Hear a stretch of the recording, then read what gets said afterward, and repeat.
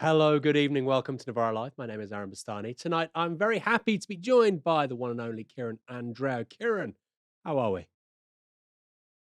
Well, the days are short, the nights are long. But I'm all right, Aaron. Eating lots of fruit and veg, making sure I take my vitamins. I hope our listeners are doing the same. We need a healthy army for the left. I hope you're doing the same, Aaron. Well, I have to say, I'm still a little bit unwell.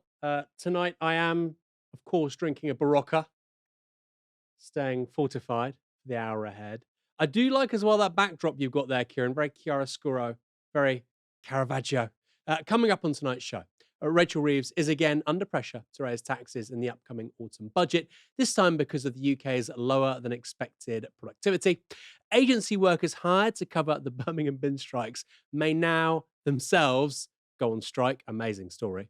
And Elon Musk could leave Tesla over $1 trillion pay dispute.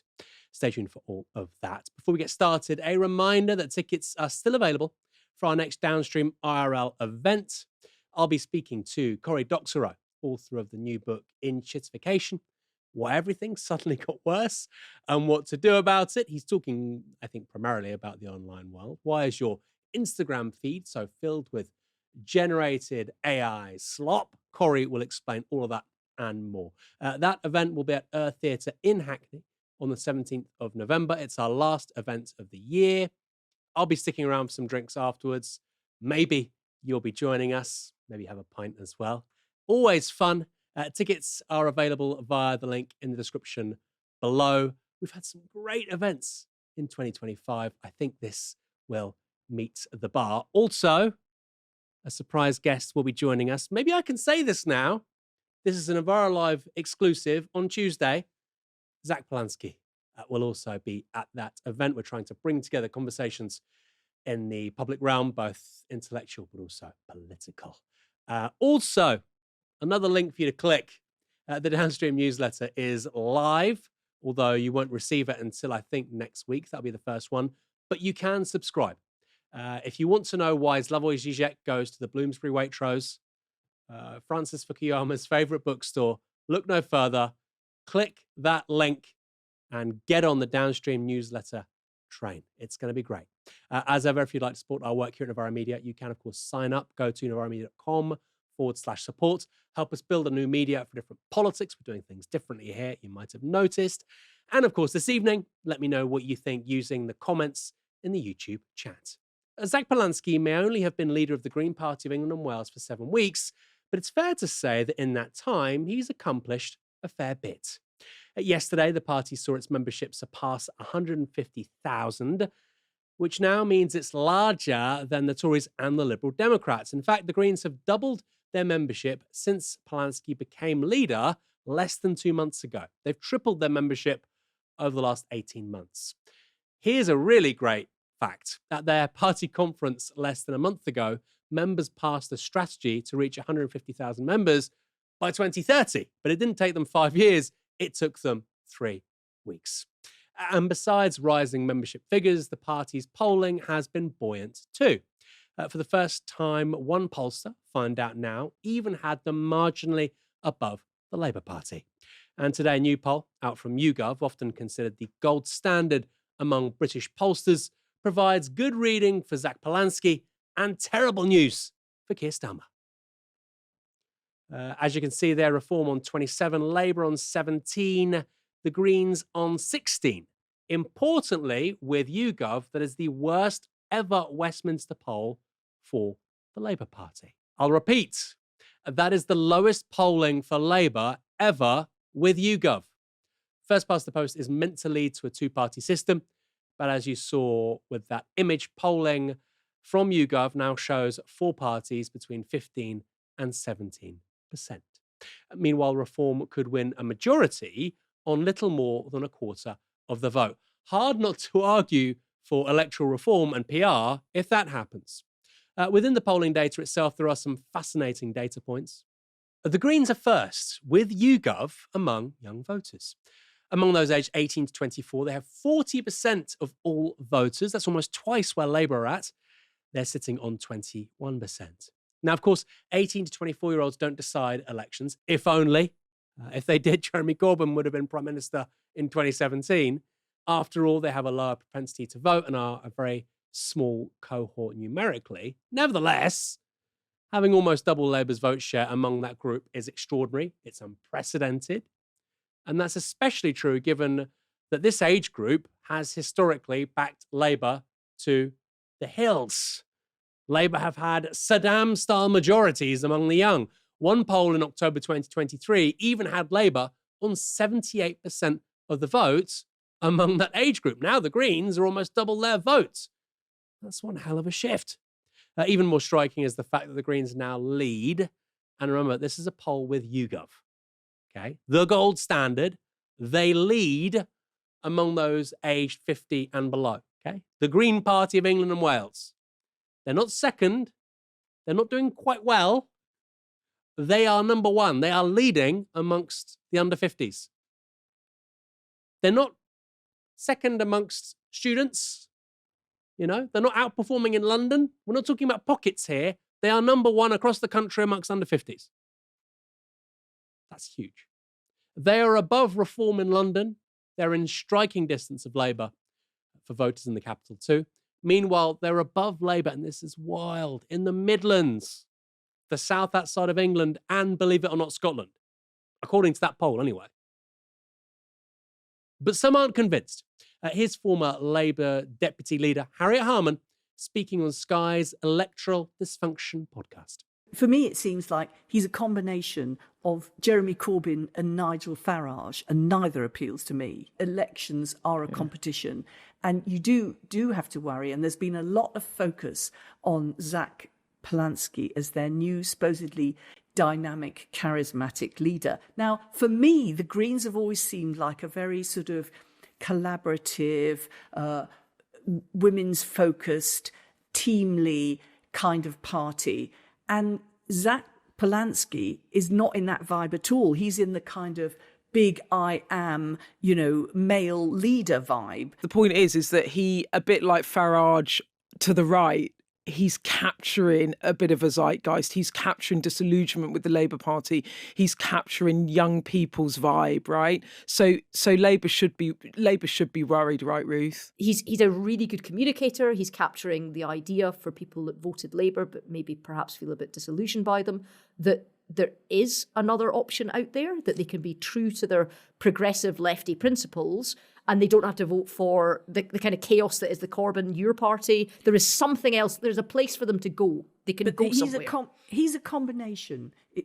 For me, it seems like he's a combination of Jeremy Corbyn and Nigel Farage, and neither appeals to me. I get that you're not getting the feels for Zach Polanski, Harriet, but I have to say, and I'm going to say this with respect, although I know it's going to sound disrespectful, I don't mean it to, so please don't shoot the messenger, but I don't think you're their target voter. I think they're looking much further down the age demographic, and they're looking at an electorate that isn't steeped in two-party politics anymore, that's far more transactional, that wants to use their ballot to make a particular point. I never thought I'd say this, but Ruth Davidson, formerly the leader of the Scottish Conservative Party, is making a ton of sense. And I love how Harriet Harman at the start of that clip insinuates that Zach Polanski is a sexist because he's a man, because he's a confident man. I don't mean to sound like some kind of incel influencer, but that's, to be a sexist, you have to exhibit behaviors which are sexist. It's kind of how it works. It's like saying somebody's racist because they're white, rather than because they've said or done something which is racist. And then she says, he's like Farage and Corbyn in one. Good. Tell me something bad about the guy.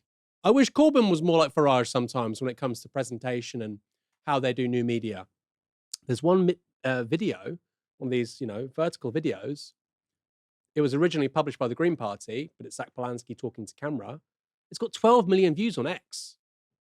Harriet, I get why you're scared. You should be. Keir Starmer ain't doing that. Last week, Tom Watson said the next general election would be a stop Farage election. We've had stop Coney. We've had stop Corbyn, stop Brexit, stop Boris. Now it's going to be stop Farage. Maybe try being for something. Tom, this is exhausting. What are we going to stop next? But more importantly, while the narrative of Stop Farage might work for Labour and could plausibly keep them in power after the next general election, that rests upon a really important presumption. Namely, they're the best option when it comes to progressive parties in most seats. Now, in Scotland, we know that isn't the case. And Caerphilly suggests it won't be much use in Wales either. But I wonder, if the Greens start repeatedly doing well in polls and perform well in next May's local elections, maybe people will start saying, in various parts of England anyway, that they're the best option to stop Farage. That will likely be true across Bristol, probably parts of Sheffield, Manchester and London too. The question is how far that logic goes in England. And remember, the Greens have more than 3 years to get there. Tactical voting could rescue Labour, provided they're the largest party on the left and centre-left. But if they aren't, then it could decimate them. Presumably, that's what Polanski himself had in mind when he published this on X. When we said we don't intend to be concerned or disappointed by the Labour government, we intend to replace them, we meant it. YouGov have Labour's lowest poll ever and Green's highest ever. Keep going, everybody. Kieran, what do you think? It's something that's really come to the forefront of my mind since that by-election last week, which is Stop Farage is clearly going to be the tactic Labour deploy. They've got very little to offer propositionally. And on paper, it can work. It worked in Caerphilly. And it might work to stop Farage, but that might not necessarily benefit Labour because they're not going to be the progressive option in many parts of the country. They'll lose seats as a result in Scotland and Wales, and maybe England too, because of the progress being made under Zach Polanski and the Green Party. I mean, I think all the usual caveats apply about polling data so far away from a general election. Nonetheless, it's pretty clear, isn't it, that something significant is shifting in British politics. I think it fundamentally, Aaron, it demonstrates that extremes in the economy sooner or later are reflected in the political landscape. And so, like you take a snapshot of the economy right now, or the economy over the past 20, 30, 40 years, wealth inequality now in our country is at biblical levels and increasing year on year, quarter on quarter. And because of a little Etonian experiment called austerity, public services and the welfare state in our country have been seriously depleted. And, out of this kind of combustible mix, emerges two interpretations of the future. So on the one hand, reform with its kind of toxic, incoherent raft of false policy prescriptions. And on the other hand, the Green Party under Zach Polanski with what increasingly looks to me at least like a sort of serious, grown-up and visionary attempt to address some of the kind of underlying structural injustices and problems in British society. I mean, however imperfect, inadequate it proves to be in the long run, that seems to be, at the moment at least, a serious and visionary attempt to do that. The wider point for me, and I'd be interested to hear how you feel about this, Aaron, and you alluded to it in your comments. The wider point for me is that the first past the post system in our country has miraculously incubated proportional representation. It's like the conditions of British society that were once so conducive to the first past the post system no longer apply. So let's quickly go through what I think those conditions were. Number one, mass enfranchisement. Okay, fine. We still have that. Number two, what you might call information discipline. So mainstream media, clearly defined mainstream media with a limited number of outlets for it.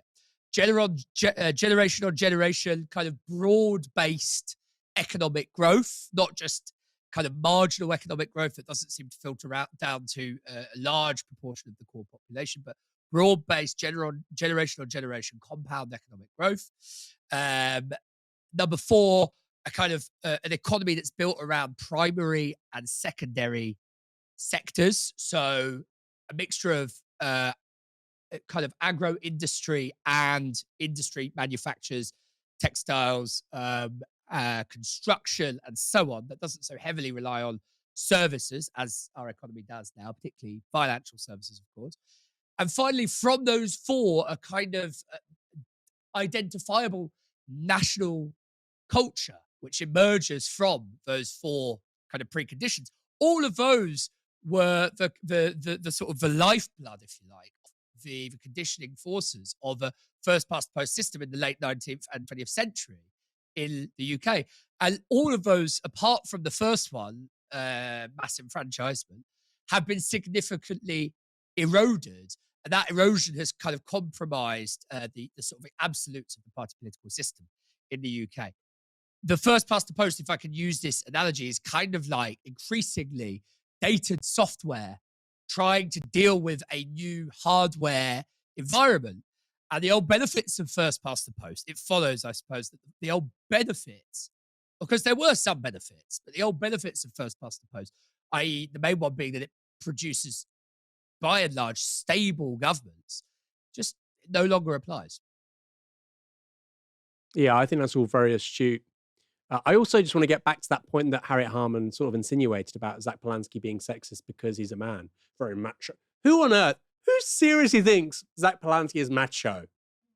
Who thinks, nobody thinks this. Who thinks this? It's almost like, look, if you were in a lab and you were saying, look, we want to generate a left-wing politician who is resistant to all the centrist talking points that come out of identity politics. He's Jewish. You can't call him an anti-Semite. Well, you can. They're trying, but it's hard, right? He's gay. You can't call him a bigot. Again, it's hard. There are gay bigots, of course, but it's hard. You can't call him a member of the metropolitan elite. He's from Manchester. Oh, what have we got left? You know, Harriet Harman's there in their little centrist identity politics think tank. How can we lambast this guy? We've got no policies or propositional politics, so there has to be a characteristic, an ineffable characteristic about this person, because that's how we do politics, that we can attack. He's a man. He's a man. Therefore, and you can't say we're going to attack him because he's a man. We're going to attack him because he's a sexist, because he's a man. It's the dumbest thing I've ever heard. You've got Tom Watson saying the next election stop Farage. You've got Harriet Harman saying that Zach Polanski is a sexist because he's a man. This is everything that the Labour establishment is. Everything. They think they have a right to govern the country by calling everybody else racist and sexist and anti-Semitic. They think they have a right to govern the country by telling everybody every 5 years, stop this, stop that, stop this, stop that. You can't govern a country like that. There's 68 million people in the UK. You think you can coordinate an economy and political life by every 5 years saying, stop this and stop that. It's crazy. No wonder we're going nowhere. Which leads me to the second story on tonight's show. UK productivity. Guess what? It's still really bad. Essentially, it's stagnated for 17 years since the global financial crisis. But what is productivity? After all, it's one of those words that you see repeated across the media like a piece of fluffy gossip. GDP, productivity, deficit, surpluses. These are all words used by journalists, and often they don't really know what they mean. At Novara Media, we like to keep things clear. So, a definition. Productivity is measured by the amount of output per hour worked. Output being GDP, all the goods and services in circulation generally in a year. That's the economy. Now, GDP, all those goods in circulation, goes up via one of three ways. More people, easy enough. Longer working hours, or improvements in productivity, output per hour worked, which is generally a function of new technologies or an improvement in processes and workflows. Back to Britain.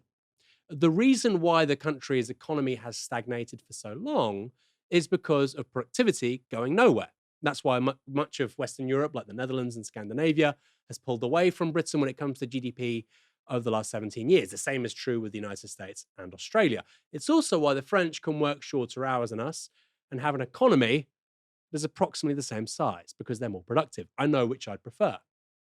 And I'm afraid it's more bad news on the productivity front. That's because the OBR, the Office for Budget Responsibility, is downgrading its projections for UK productivity growth. And of course, lower productivity means a smaller economy. A smaller economy means a smaller tax take, a tax shortfall. So more tax. The Guardian writes this. Rachel Reeves will have to account for a bigger than expected £20 billion hit to the UK. I swear to God, I read the same thing every week. Hits the UK public finances in next month's budget, increasing the likelihood that the Chancellor will breach a key Labour manifesto pledge not to raise income tax. The Treasury's forecaster, that's the OBR, is preparing a steeper than anticipated cut to UK productivity for the next 5 years. The Guardian understands the Office for Budget Responsibility is planning to cut its trend productivity growth prediction by 0.3 percentage points after a downgrade of the UK's economic momentum since the 2008 financial crisis. This couldn't come at a worse time for the Chancellor. Here's what Rachel Reeves told the Fortune Global Forum in Riyadh, Saudi Arabia. Our independent forecaster, that's the OBR, is likely to downgrade the forecast for productivity in the UK based not on anything this government has done, of course, but on our past productivity numbers, which, to be honest, since the financial crisis and Brexit, have been very poor. True. And that just shows how essential growth is. Where does this 20 billion figure come from, though? Well, the Institute for Fiscal Studies, that's a London-based think tank, claims that each 0.1% point downgrade in the productivity forecast increases public sector net borrowing by 7 billion. So a 0.3% cut means that the hit becomes 20 billion, actually a little bit more. Analysts have expected a downgrade of between 0.1 and 0.2 percentage points. That, of course, would have meant a hit of between 7 and 14 billion pounds. As well as that, most had been predicting a total fiscal hole of between 20 and 30 billion. So you've got the productivity problem, underperformance elsewhere, besides stagnating productivity, and the fact that taxes from things like VAT had been lower than anticipated.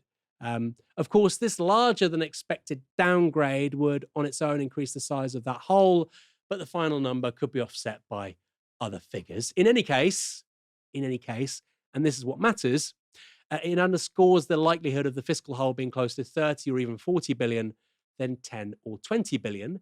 That's a huge deal ahead of the November budget.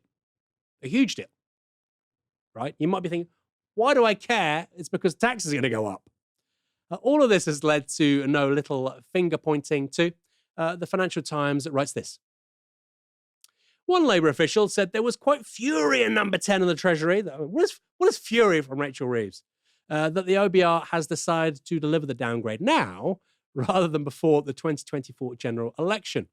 The absence of an earlier OBR downgrade helped former Tory Chancellor Jeremy Hunt slash taxes by about £20 billion in 2 rounds of reductions before polling day. That, of course, was mostly via personal national insurance contributions, a bribe that failed to work electorally. Makes you wonder if the Tories hadn't cut national insurance contributions, what would they have got? They ended up getting 24% anyway. Kieran, the OBR was set up under George Osborne to achieve stability, forward planning, take some of the politics out of fiscal policy. I don't think you can ever do that, by the way, but whatever. But it's doing precisely the opposite, right? It allowed Jeremy Hunt to get away with these splurges to basically buy votes when everybody knew that productivity was much lower than they were saying. And now they've kind of stuffed Rachel Reeves. Do you think this will be the straw that breaks the camel's back and Labour just says, you know what? It's a populist policy. It's a populist talking point. Let's just get rid of the OBR. Well, it would be great if the OBR disappeared. I think it would be a step in the right direction. A couple of brief things on what you said, Aaron. I mean, first of all, you're absolutely right. Most of the problems in economics and in economic history, if you look at them, arise from this fallacy that the economy is somehow this technical domain that's removed from politics. It's complete nonsense, and it would be very sinister if it were true. It's never been the case, and it never will be the case. It's always going to be steeped in deep kind of political, social relations, and that's the way it should remain.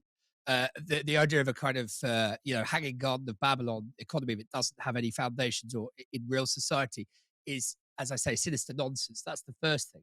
Second thing is, you're also right. I mean, the OBR is always going to be ultimately a functionary of government. And government can say independence, but if it really wants something, then it will come down like a ton of bricks on the organisation behind closed doors and make it toe the line. That's just the way, unfortunately, it's just the way it works. Or perhaps fortunately, if you see it that way. It would be great if the OBR disappeared, as I say. I think just to pivot quickly back to the discussion about productivity, it is a real bugbear in this country. And the main culprit is low investment. Study after study after study shows that the main culprit with the productivity gap, as it's widely called in the UK, is low investment arising, particularly since 2007, 2008, since the financial crisis.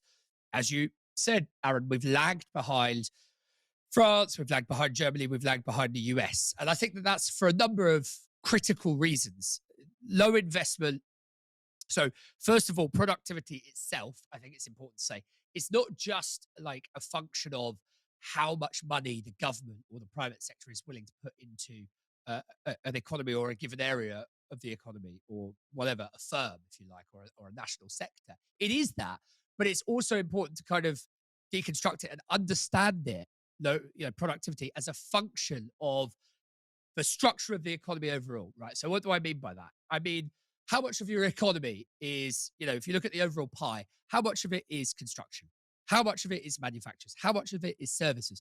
Some of those forms of economic production inherently involve lower levels of productivity, right? So low value service jobs, which now form a huge part of the overall economic picture in the UK, are inherently low value, right?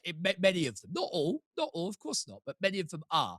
That then has a knock-on effect on the levels of productivity you can expect in an economy. However efficient you are, there's a kind of event horizon or glass ceiling on that particular form of work because of its very nature, right? That's the first thing to understand. So it's not just like if you work in Poundland, if you get everybody in Poundland to work really, really, really hard, productivity levels will increase. If you did that across the whole of the low value service sector, there is a kind of inherent limit to how much productivity there will be in that form of economic production.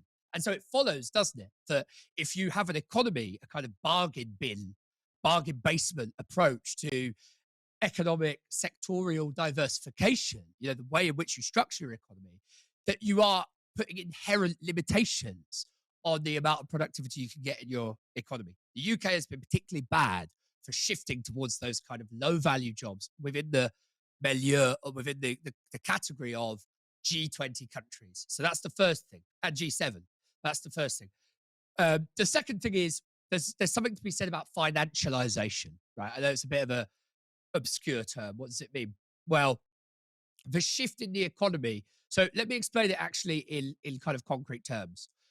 There is less incentive these days for a firm to invest in R&D, research and development, or in productivity gains, the things that would make productivity higher within a firm. There is less incentive to do that these days because of the financialized structure of the economy, by which I mean there is more incentive since the 1980s, but especially over the past 20, 30 years.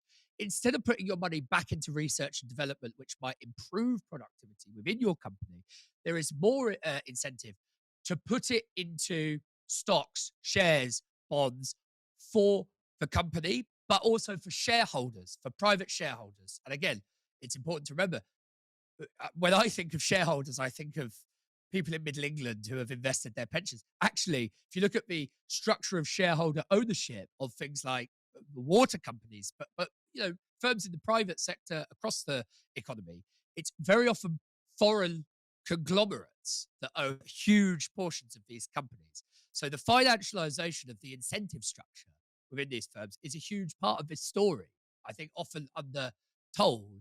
And then the final thing I want to say is just to bring the politics back into it a little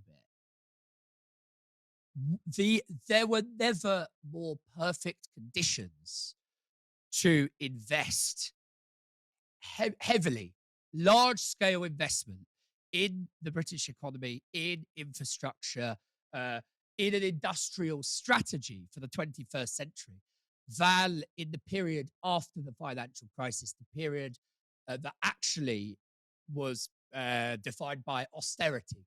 Because interest rates, global interest rates in the UK were either zero or very close to zero. I cannot emphasize to people enough, and I'm sure many of our viewers and listeners will know this anyway, but I honestly cannot, I'm a person of the left, obviously, but even with my most kind of sensible Keynesian hat on and taking my Marxist hat off and putting that Keynesian hat on, I cannot emphasize enough what a criminal act of structural economic vandalism austerity was at a time when interest rates were near to zero. And we are now seeing that low investment in the British economy. Reeves isn't entirely wrong, by the way. She's wrong that there's nothing they can do now. Of course, there are many things they can do now. They can start to correct those problems by investing heavily and taxing properly and so on, where wealth really exists. But I cannot emphasize enough that 10 years ago, when interest rates were incredibly low, what a terrible act of, as I say, structural economic vandalism it was that didn't happen, and that the necessary investments and upskilling didn't happen. And every single study you will read, Aaron, every single study will tell you that the main cause of low productivity in the UK now is low investment. I love that. Commissar Andrieu, arrest this man. Why? He failed to invest when there were historically low interest rates. That's a pretty big deal. There's a lot I want to respond to there, Kieran. Going back to the OBR, if something has independent in the name in British politics, it's not independent. Rule 101. The more somebody talks about transparency and accountability in politics, the less transparent and accountable it is. When it comes to procurement in the public sector for things like footbridges, Britain has some of the most transparent, accountable processes known to man. And yet, if you look at the quality of the construction with regards to rail stations and metro stations in Iran, a country subject to some of the most stringent sanctions on earth, the workmanship, the quality is better. And they're doling out contracts to, their cousin Ali via the Revolutionary Guard. The final product is better than our apparently accountable, transparent processes. I mean, there's something going on there, right? Outsourcing with all these buzzwords and PFI, all these buzzwords, doesn't work. You actually see many countries with a little bit of corruption and patronage, they actually do better things. I'm not championing corruption, but I think in many ways our system is even more corrupt. I'll stick a needle in that. Secondly, on the productivity point, it's very hard to increase productivity with regards to services. Very hard. Bowell's cost disease, it's called. Very hard to increase the productivity of a nurse or a teacher, something which is labor intensive. It's very easy to increase the productivity of something which is very capital intensive, right? It's very easy to increase the productivity of a production line making cars. Very easy. Might not be cheap, but it's very easy. But the problem for Britain's economy is we've moved away from making stuff and we've moved towards more lattes. Latte productivity, it's struggling, folks. So that's a big part of why Britain's productivity is not keeping up with the likes of the Netherlands or the Nordics or the United States, is because we are uniquely bad when it comes to deindustrialization. Like everywhere is deindustrialized in the OECD, true. We're uniquely bad. And then finally on productivity, this is something I just want people to think about for a minute, whether you're watching, whether you're listening at home on the podcast. You get on the train, you want to do some work. There's no internet on the train. You finally get some internet via your phone. It's not very good. There's no tables on the train. You're on one of those commuter trains where there are no desks. Okay, I'll sit on one of those parts of the train where, you're not facing another commuter, you're facing the back of a chair, but you've got the pull-down desk. The pull-down desk is about the size of, this pen, and it's at an angle so the computer can't even actually stay on the table, right? You can't work. There's no internet. There's no space for you literally to work. You're having to work. I've seen people, knowledge workers, on £150,000 a year probably in the city of London, they're working like this. And they're working like that 2 hours a day. And we have a government saying, why is productivity not going anywhere? Or consider this. Every year when I was renting in London, every year, basically I had to move once a year. So once a year, I had to take at least a week out of my time, often while I was working, to go and find a new property with mates. Why is our economy so low productivity? Because every year you send 1 million plus people in the country's biggest cities with the highest value added jobs looking for some new DOS house to live in from some slum landlord.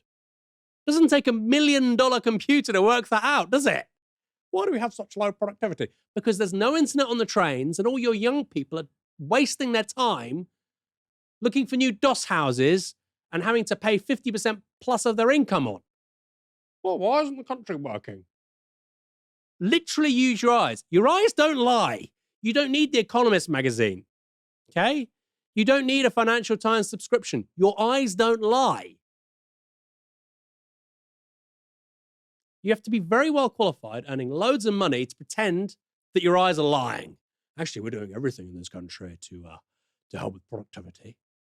You know, I think there's a lot about concentration. The best thing I was ever told while doing my PhD was don't measure time, measure concentration. You'll do far more work effectively in 2 hours than in 10 hours mucking about. Best thing I was ever told. We don't tell workers how to concentrate, how to pay attention. You know, a shorter working week with more concentration, taking on big tech, taking on the attention economy, it's good for business and it's good for labor. I won't say that about many things. But the CBI, the Confederation of British Industry, is so stupid and so bad at what it does, they've never had that conversation. Hey, why don't we talk with unions about rising productivity, rising wages, and taking on big tech and the attention economy? Win, win, win. You'd think.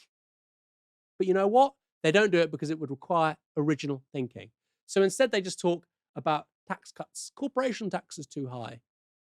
What about rents? Don't talk about rents.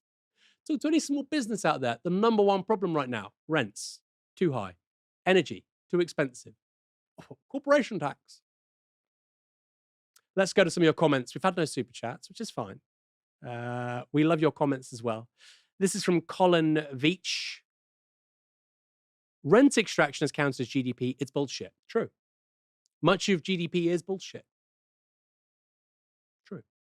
You can have 100 homes, and in each house, let's say they all got kids. In each house, they're looking after their own children. And there's an alternate economic model where each house looks after the kids from next door, and their kids are looked after by next door too. And instead of 100 households looking after their own kids, there's 100 transactions. You have the exact same social labor going on, right? There's no value added, but all of a sudden, in terms of GDP, there's a ton of new value. Yes, true. But that doesn't mean that GDP is entirely irrelevant. You know, I'd rather live in a high GDP country than a low GDP country. The development of China and Vietnam has broadly correlated to rising GDP. That doesn't mean that it's the be-all and end-all. I would replace it, actually. But it's not completely worthless either. JK, look at their history. Greens are on the left now because the opportunity is there. When the landscape changes, they've always shifted their position to suit. I don't know. I mean, I'll go to Kieran with this one, but I don't think that's true for the Greens in this country. You see it in Ireland. You see it in Germany. The Greens are awful. They're awful in Germany. And I would say, Kieran, that's because they come out of a different political moment. The Greens in this country have emerged with austerity, declining living standards, a response to economic grievances. The Greens in Germany emerged in the 1980s, anti-nuclear movement, the peace movement. So, you know, I think by virtue of where they come from, the German Greens were never going to have a class analysis of political conflict. Whereas the Greens in this country, whatever happens in the future, I mean, you can understand how they may be set on a different path. What do you think? Well, I think that analysis is right, Aaron. I think I would just add to it the kind of the slack within formal politics. In other words, you know, political parties pick up the slack where others who might otherwise, you know, who you might expect to be satisfying particular constituencies in the electorate, where they fail to do so. So in the Green Party's case, a Labour Party that is lurching further and further to the right, and you could argue has been consistently since the 1980s, but that has, I think, taken quite a sharp turn more recently. And the Green Party under Polanski is, I think, very clearly acting in response to and in reaction to that. And that creates a certain number of opportunities for elite political parties. So the Green Party in Germany has a different there's a different set of dynamics. There's a different kind of electoral political game for them there as well. So you're right. It is, they are carved out in response to wider economic forces and economic activity, but they are also, I think, at the elite political level, responsive to what's going on around them in would-be neighbouring or ostensibly neighbouring political parties. Yeah. We've got one more comment, which is from Curtis J. Kieran could also be a Joseph Wright painting. Joseph Wright of Derby. Many people are saying it. I think there's a Joseph Wright of Derby exhibition soon. Love it. I love a Joseph Wright of Derby. I do love a good Joseph Wright painting. Thanks for that, Curtis. Remember this. Disgusting is the word for it. Absolutely disgusting. It's just rancid. That's the nicest way to put it. It stinks. The walls of Birmingham stink. A dispute allowed to get so bad, people say it's made them sick. And now, with no end in sight. The problem's been escalating since March, with bin collectors on strike in a row over pay. Thousands upon thousands of tons of rubbish have been on the streets since. And that was the start of a Channel 4 news report from April this year on the Birmingham City bin strike. The workers there were striking over the removal of its waste recycling and collection officer role, which the unions said would amount to up to a £8,000 pay cut for certain workers. Well, remarkably, that strike is still going on. The council resorted to agency workers to pick up Birmingham's rubbish instead. And now, I kid you not, those agency workers are balloting to go on strike themselves. The union that represents both the original refuse workers and the agency workers is Unite the Union.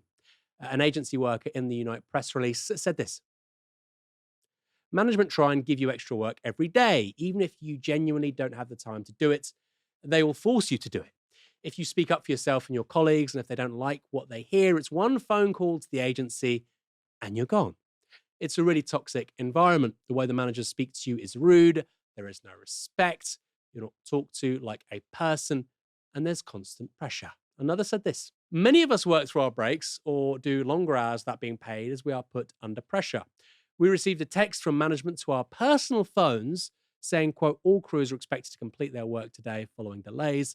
Returning to the depot early with dropped work may result in disciplinary action. It felt like bullying and like a threat. Also, how can they discipline you if you're agency staff? There's no disciplinaries for us. We just get told not to come back." One of Unite's complaints is about what they call blacklisting. That's a reference to comments made to agency staff that if they were to join a picket, they would be blocked by Birmingham City Council from getting a permanent job. That was caught on video earlier this month. Now, I've spoken to, and I've been, categorically, the council, I'm not going to employ anybody that they don't want to employ. So those people that do decide to join the picket line, then the council have confirmed to us that they are not going to end up with a permanent job.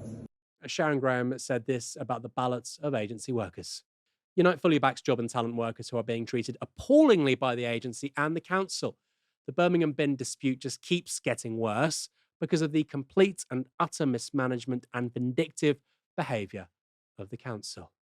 Let's take a step back, because the context here is ultimately Birmingham City Council declaring bankruptcy last year, which was in part because of a successful equal pay claim made by female workers for the council. Unite and GMB unions had brought claims on behalf of the low-paid female workers, a combination of teaching assistants, catering staff, and care workers who were earning less than their male counterparts. In the last decade, Birmingham said they've spent over £1 billion on equal pay claims. The latest wave of payments, which led to them declaring bankruptcy, was thought to be £750 million worth of claims, but ended up only being a third of that amount. These claims also happen in the backdrop of austerity. The government grant to Birmingham Council fell by 40% after 2010. Overall spending fell by a third. Kieran, this is a really, really hard story because you've got austerity, and people are right to point at that, declining resources being given to local authorities across the country by Westminster. You've obviously got the spiraling costs of adult and child social care. Again, that's happening everywhere. But Birmingham, in this particular context, has the additional problems with regards to historic pay disputes, injustice. Do you think it's perhaps bad, that it's wrong, that a verdict by a judge, and I'm not making any conclusions with regards to those specific claims, but a judge can essentially make an entire local authority, in the case of Birmingham, the largest in Europe, insolvent overnight? I mean, when you put it like that, yeah. I think that the main culprit here is, sorry to be boring and read from the regular left hymn sheet, but I worked in the local authority for 2.5 years. And actually that was a local authority that had decent reserves and had, a decent amount of money in reserve, but nonetheless had its budgets cut, 27% core budget and 29% per person, if you break it down that way. And there is just no way of getting around the fact, Aaron, that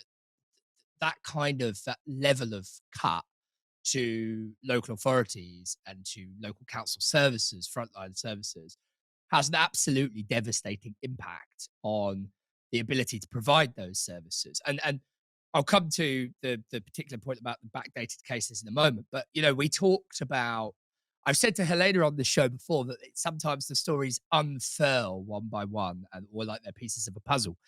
And we can't talk about this without also referencing, the productivity story and, the previous stories about the economy. Because anemic growth, as you rightly pointed out before, or anemic productivity growth, is a very complex and expansive thing. And it does encompass, the quality of life, the public sector workers, but also private sector workers in private housing and so on. All of those factors are relevant, which is part of the reason that when you isolate economic indicators, it all falls down, it fails. It only tells you a tiny part of the story. And the person in the chat who said growth, rents extraction is counted as growth and it's bullshit, that's an example of that. You can isolate those economic variables and it not tell you very much. I think that part of the wider story is what's been done to council services, because investment in council services is, by extension, it will have cumulative positive dynamic effects on productivity further down the line. When you cut things to the bone, as the government has, as I say, 27% core budget, 29% per person budget, then of course you end up in these very difficult situations where services fall down. The people working in councils are generally very ill-motivated. And then there's also their purchasing power as consumers in the economy, So there are all sorts of dimensions to this that relate to our other stories. Just to go back more specifically to what you're asking me about the judge. Well, I think, look, when I worked in the local authority there was this constant, the spectre of backdated equal pay claims was never far away. And I think that this is something that, looms over local authorities up and down the country. So we're going to have if that comes into fruition and councils, Birmingham isn't an isolated case, isn't an anomaly, but actually is a canary in the coal mine.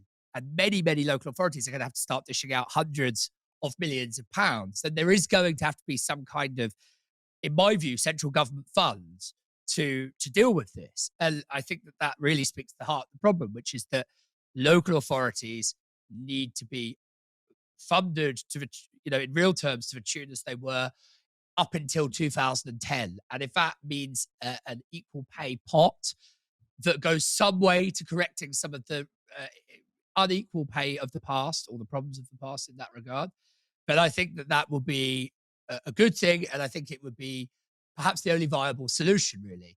I would say on the specific case about the judiciary or the judge, generally I'm with you. I don't like the Supreme Court ruling on things like this. I understand the arguments about, parliamentary, the locus of power, properly speaking, being parliamentary and legislative. I'm sensitive to those arguments and I'm receptive to them.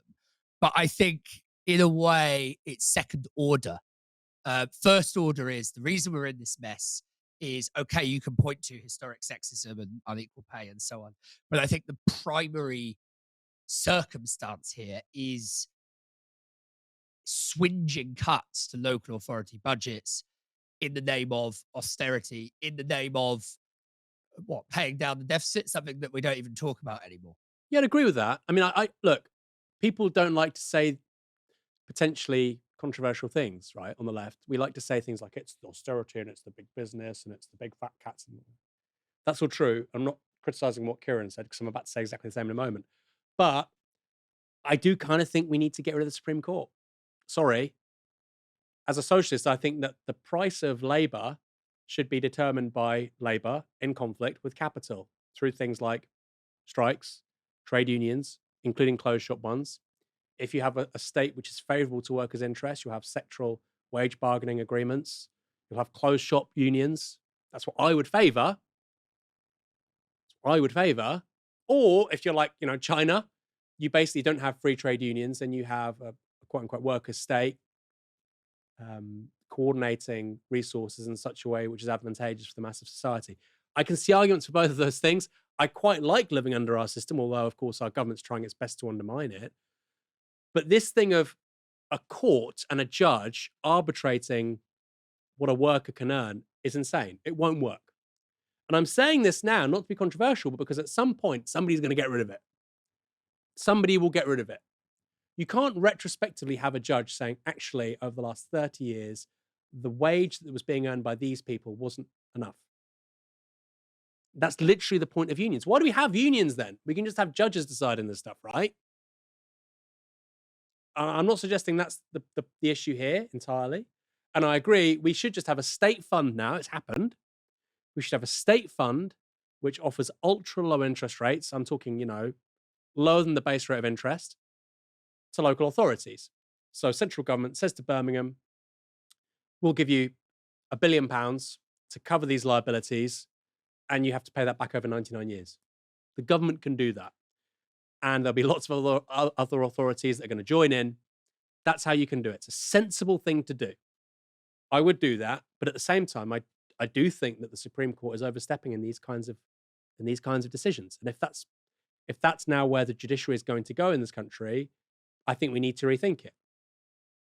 Personally, I think we should get rid of Bank of England independence. I would like that to be politicized. I think we should get rid of the OBR. Personally, I would like to see politicians, being in charge of that stuff. And equally, I think with regards to workers' interests, that is best reflected through trade unions and elected politicians who are the democratic reflection of the will of working people. That's why we had social democratic and socialist and Labour parties over the last 150 years. The idea that judges now do this is very new and I think very weird. I'm going to add one more thing, though, Kieran, to everything you said, which is, again, a little personal anecdote. I wouldn't just say it's about underfunding and austerity. I'd also say privatizations. A really good example is look at Southampton and look at Portsmouth. So Portsmouth has a publicly owned port. Southampton privatized its port in the early 1990s. Portsmouth's port makes it millions of pounds a year.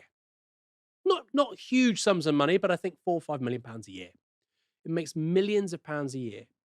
And that money allows Portsmouth to have lower rates of council tax, better standards, better social care and so on. There are still cuts in Portsmouth, but it's nothing like Southampton. Southampton, meanwhile, they're having to dim the lights earlier. This is not a joke, right? They're turning off the street lights, I think, an hour earlier now than they used to, because they're so broke. And they wouldn't be that broke if they hadn't privatized Southampton Port. Now, the crazy thing is, and I wrote about this last year for Novara Media, you can read it online, there was a vote with Portsmouth City Council to privatise that port, I think in 1992, in the early 1990s, or maybe mid-90s, late 90s, in the 1990s, basically. There was a vote to privatise the port, and the council voted against it by one vote. By one vote. And it was all even Stevens. And I think, as I understand it, the Lord Mayor, a gentleman I think called Sid Repson, I think, was a Labour councillor. If you're the Lord Mayor, you're not meant to vote. He was like, bugger this, I'm voting. And thank goodness he did, because if they'd privatised that port, yeah, they would have got a lump sum of money, but they would be tens or maybe even hundreds of millions of pounds down over 30, 40, 50 years. And it's that logic of privatising everything, of short-termism over long-term interest, of let's take £10 today rather than £50 over a decade, that is at the heart of these conversations. You know, local authorities shouldn't just be spending money. Of course, they're going to spend a load of money. They can also make money. And this idea that they can't make money is an outgrowth of Thatcherite ideology. Or they can't make money. You know, the state can never make money. Well, Portsmouth Port is privately owned. It's making money. It's the greenest port, I think, in this country, by the way. It's covered in solar panels. It's a leader in terms of having vessels in dock which will be charged electrically because it's publicly owned. So it's leading on the green agenda. It's got great workers' rights. It's making money, and it means that people locally pay lower council taxes as a result. That's socialism. That's socialism. And it's taken decades and millions of pounds to persuade people that's a bad way of running society. It's time to change it. It's time to change it. In just over 1 week, Tesla investors will vote on whether to agree to a pay package for Elon Musk that could be worth up to $1 trillion. That might sound ludicrous or even obscene, but Tesla's chair, Robin Denholm, thinks he deserves it. In a letter to shareholders on Monday, she said this: "This is a vote for shareholders on the future of Tesla. That's not just anybody, either inside or outside the organization. That's Elon today. If we don't have Elon at the helm, or he isn't as motivated or incentivized to actually create that future, then it's actually a negative for all shareholders." Denholm might be feeling the need to twist shareholders' arms, as there are signs Musk's pay plans haven't been well received. Last month, ISS, an influential shareholder advisory group, recommended shareholders oppose the deal. In a report on the deal, they said this: "While it's recognised that the board seeks to retain Musk due to his track record and vision for Tesla's future, there are unmitigated concerns surrounding the special award's magnitude and design. While performance targets are far-reaching, unprecedented size locks in high pay opportunities for years to come, and billions can be earned for just partial goal achievement." We'll talk in detail in a moment about the details of the deal and what goals Musk does and doesn't have to achieve to reach the payout. For now, though, this is how Musk reacted to that advice from ISS. I just don't feel comfortable building a robot army here and then being ousted because of some asinine recommendations from ISS and Glass Lewis, who have no friggin' clue. I mean, those guys are corporate terrorists. And the problem, so let me explain the core problem here is that so many of the index funds, the passive funds, vote along the lines of whatever Glass Lewis and ISS recommend. Now, they've made many terrible recommendations. I don't know about you, but I'm not sure I want Elon Musk controlling a robot army. It won't just be Will Smith in trouble. But why would this pay deal give Musk control of the robots Tesla produces? Let's begin with the details of this potential pay packet, which isn't really about giving Musk cash, but rather transferring him Tesla shares, which he will receive as and when the company reaches certain milestones. For example, to be awarded an extra 2% of Tesla shares, the company will need to reach a market cap of $2.5 trillion. Alongside that, they'll need to deliver 20 million vehicles and have sold over 10 million full self-driving subscriptions. To be awarded an extra 12% of the company's shares, which is where the 1 trillion figure comes from, the market cap that's the value of the company, would need to be an astonishing $8.5 trillion. The various milestones also demonstrate what kind of plans Tesla is setting itself for the next 7 years. As you can see on the left-hand side are the various market cap targets, the value of the company. On the right side are the operational goals. EBITDA means earnings before interest. Ignore that for now. What's interesting is the earlier targets for 1 million robots delivered and 1 million robot taxis in operation. This is the start, presumably, of the robot army Musk was talking about in that call. And it's precisely the development of those robots, which means Tesla's chair thinks shareholders have got to cling on to Elon Musk, however much it costs. Tesla's in a transformative stage at this point in time. We're leaning in very heavily to the AI space in terms of both the vehicles, in terms of FSD, but also in terms of Optimus and the robots, as you can see here in New York today. And so for us, we sat back as a board and actually determined that this is the right time to lean into that transformation and for Elon to lead that transformation. And we then formed a special committee to actually determine what the right incentive program was to have him motivated to deliver unprecedented value for shareholders over this next decade. When she says unprecedented value for shareholders, she means it. Okay, so Tesla being worth $8.5 trillion rather, would be almost double the value of the world's most valuable company today by market cap, which is Nvidia. I think it's worth about $4.7 trillion. This is crazy. This is $4.7 trillion. We now have, I think, Microsoft at $4 trillion. Apple's almost at $4 trillion. Microsoft, Apple, I think Amazon is getting there. Anyway, $4 trillion is now a thing. You know, I remember not so long ago, being a $1 trillion company was a big deal. Anyway, we now have multiple $4 trillion companies. And basically, Elon gets that trillion if he takes Tesla to 8 trillion plus. So it's a big deal and it's unprecedented, like you just heard a moment ago. One surprising backer of the payment plan is the Financial Times. Their Lex column contends that Elon Musk really does deserve that 1 trillion bonus package, but they say only because the targets are so difficult, if not impossible to achieve. Here's what they say. Actually snagging the bonus will be fiendishly difficult. To receive the whole amount, Musk must drive Tesla's EBITDA to $400 billion. Analysts currently expect just 16 billion of that measure of profit next year in 2026, a number they have ratcheted down substantially over the past year. Moreover, Musk's package requires him to hit multiple operational targets, only one of which is related to car sales. The other three hang on AI-powered droids, robo-taxis, and autonomous driving. I mean, that's quite plausible, but whatever. On the last of these, Musk has to notch up 10 million subscriptions. Barclays believes Tesla has fewer than 500,000. The full windfall only comes if he delivers a CEO succession plan too. This is by no means money for nothing. It's not money for nothing, but I think quite a lot of that's plausible. You know, whether or not you reach 8 trillion in terms of market cap, because market cap doesn't always reflect present value, it often reflects future value too, right? Nvidia has that massive value because people think AI is the future right now.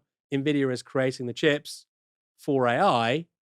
But I think the robo-taxis thing and the car sales thing and the androids thing, I mean, yes, it sounds ridiculous. It sounds like, you know, science fiction. But also, you know, SpaceX was the first company to land an autonomous first stage rocket. That was crazy once upon a time too. This is no more crazy than what SpaceX is. By the way, SpaceX is a private company. You can't buy shares in SpaceX, a company which is responsible for a space-based 5G internet. This is all crazy. So yes, it sounds wacky, but everything to do with Elon Musk is wacky. Those targets which are related to sales are being made even harder because of Musk himself, apparently. Callum Williams from The Economist shared new research this week that came to the following conclusion. we find that without the Musk partisan effect, Tesla vehicle sales between October 2022 and April 2025, of course, he found himself embroiled with Donald Trump and MAGA, would have been higher by an amount in the range of 67 and 83%, equivalent between 1 and 1.26 million vehicles. Kieran, this is a wild story in so many ways. It's about American big tech just flying off from the rest of the planet. It's about these extraordinary values of those companies. It's also about Elon Musk, and I think he will probably be the person that gains this mantle, becoming the world's first trillionaire. Yeah, I mean, I can't stress this enough. Everything I know about Elon Musk, I know against my will. And I know that he's tried to send rockets to Mars and so on. I feel I have more in common with a Martian than I do with Elon Musk. I just think that this is obviously a story about I think it's maybe the perfect evocation of where American capitalism is, or where growth-based American capitalism is now. It's also about, it's a perfect evocation of the so-called second golden age of capital, Gilded Age. And it's just so absurd on so many levels, and yet it's real. And I agree with you that the market cap stuff, I think that's possibly attainable. I mean, every ridiculous thing that Elon Musk does has been thought impossible. And that's not to somehow to sort of valorize him or anything. I think the guy is in many ways a moron, and I think he's extremely dangerous. But I think it reflects the fact that he is creating, or he has managed to create with all his wealth and power and resources, an environment that reflects his eccentricities. And that responds positively to them. I think if you zoom out a little bit and you stop thinking about it through the kind of Silicon Valley techno-accelerationist capitalist lens, it's an incredibly depressing indictment on technology and on AI and where we're heading with all of that. And, I believe Ash made the point on Question Time not long ago that before we were talking about, curing cancer with AI, or, solving humanity's greatest problems, and now many of the AI leaders are talking about trying to satisfy individual human loneliness with robots and so on. So I think it's a sorry indictment on where AI, the kind of juncture that we're at with AI and the kind of pathway or trajectory that we're on with it. I don't think that I don't want to be a techno pessimist. I don't deny that AI has very powerful transformative properties and qualities, and that it is in many ways, disrupting normal economic processes and rhythms, and that it will obviously continue to do so for a great deal of time longer. But I have long been very skeptical of the idea that AI can somehow, the more utopian aspects that are often attributed to it, the idea that it's going to transcend it's going to somehow hack and trick and circumvent some of the more exploitative realities of life in a kind of capitalist productive system. It seems to be it seems to me to be at the moment reproducing and amplifying some of the very worst aspects of that exploitation. I think this is like a kind of on steroids, on cocaine, on amphetamine example of that. And I don't know where it all leads, except that I hope it leads to a defenestration of Elon Musk at some juncture. I hope I live long enough to see that. Anyway, that's what I think. And I just think that, ultimately, we need to think very seriously about where we allow AI to go in public and social spaces. Kieran, you listed lots of drugs then. One you didn't say was ketamine. And Elon Musk takes a hell of a lot of ketamine. They like to call it microdosing stateside. I call it a drug addiction. Kind of worrying, right? The guy's taking bumps of ketamine in the Oval Office, and he's now essentially been the world's first trillionaire. We have some really interesting comments. NVIDIA only designs chips, they don't make them. That's from Starship Schrodinger's Destiny. What a name. You're quite right. My apologies. They're made by the likes of TSMC and Qualcomm. Mostly TSMC, the really, really impressive ones in Taiwan. You're quite right. Still, NVIDIA is worth about $4.7 trillion. That was my fundamental point being made. Was a ladders. And what has SpaceX achieved? Just repeated what NASA did 50 years ago. Well, true. Until very recently, the Saturn V and the Apollo missions remained the most powerful first stage rocket ever created by humans. True. But it is an achievement to do something really cheaply, right? That is an accomplishment. They've brought the costs of, and that's an accomplishment of manufacturing and industrial production rather than actual innovation. But it's still an accomplishment. And they have done that.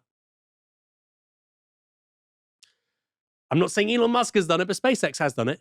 Stu Biddy Bop with £5 without seeming too Marxist about it. Don't the CBI and mainstream parties misunderstand because they see organised labour as the enemy? Yeah, I guess so, but also I do just think they're stupid. The CBI is a fake organisation. It's a fake organisation. It's stupid. There are lots of issues where actually the interests of business are completely unreflected in the political conversation because the CBI is just London think tank people. They've been nowhere near business. When you hear politicians talk about business, they mean the CBI, the big supermarkets, big tech. That's it. They don't mean anybody who has fewer than 5 employees on your high street. And of course, the CBI is meant to be the representative of big business. The Federation of Small Businesses is meant to represent small business. But in the mind of politicians, that is business. Sainsbury, right? It's Tesco. It's Amazon. That's business. So you have people like Peter Kyle with their lovely manicured hands. They've never seen a day's graft in their life talking about business. They mean Sainsbury's, they mean Tesco. Steve Simmons, regarding Downstream live events, when are you going to stop being so London-centric? Guilty as charged. And come and see us up north, Steve from Manchester. We do them in London because we know we can get lots of people. And it's obviously logistically much easier. But Steve, I have some good news.